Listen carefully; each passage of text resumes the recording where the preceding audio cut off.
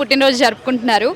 So ఆయన చాలామంది యాక్టర్స్కి ఆయన ఇన్స్పిరేషన్. ఆయన యాక్టింగ్ పరంగా కానీ, హార్డ్ వర్కింగ్లో కానీ, డాన్సింగ్లో కానీ చాలామంది యాక్టర్స్కి ఆయన ఇన్స్పిరేషన్. మరి ఆయన గురించి చెప్పాలంటే ఒక మాటలో మీరు ఏం చెప్తారు? ఆయన గురించి మంచి యాక్టర్ అండి. తెలుగు ఇండస్ట్రీలో మంచి మొట్టమొదటి రేంజ్ ఉన్నదంటే చిరంజీవి గారిది. మరి ఒకరు లేరు. డాన్స్లో కానీ, డైలాగ్ లాగానే, రాజకీయ పూర్వకంగా కానీ అన్ని వీటిలో కూడా మంచి అభివృద్ధి చేస్తాడు. మంచి బాగుంటాడు. మంచి యంగ్ పర్సనాల్గా ఉన్నాడు ఇప్పుడు. మంచి ఇదిగా ఉంటాడు మేడం.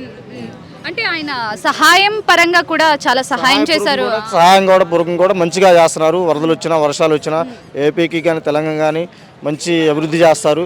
రాజకీయంగా పూర్వకంగా చూసుకున్నా మంచి అభివృద్ధిలోకి వస్తాడు. రాబోయే రోజుల్లో పవన్ కళ్యాణ్ గారితో జోడీ కడతాడు. ఓకే, అంతే మేడం. అంటే ఆయన బర్త్డే కదా, ఒక్క మాటలో ఆయనకి బర్త్డే విష్. చిరంజీవి గారికి హ్యాపీ బర్త్డే. హాయ్ అండి. సో చిరంజీవి గారి పుట్టినరోజు జరుపుకుంటున్నారు.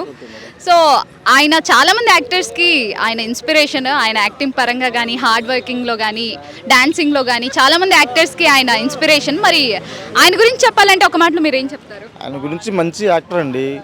తెలుగు ఇండస్ట్రీలో మంచి మొట్టమొదటి రేంజ్ ఉన్నదంటే చిరంజీవి గారిది. మరి ఒకరు లేరు.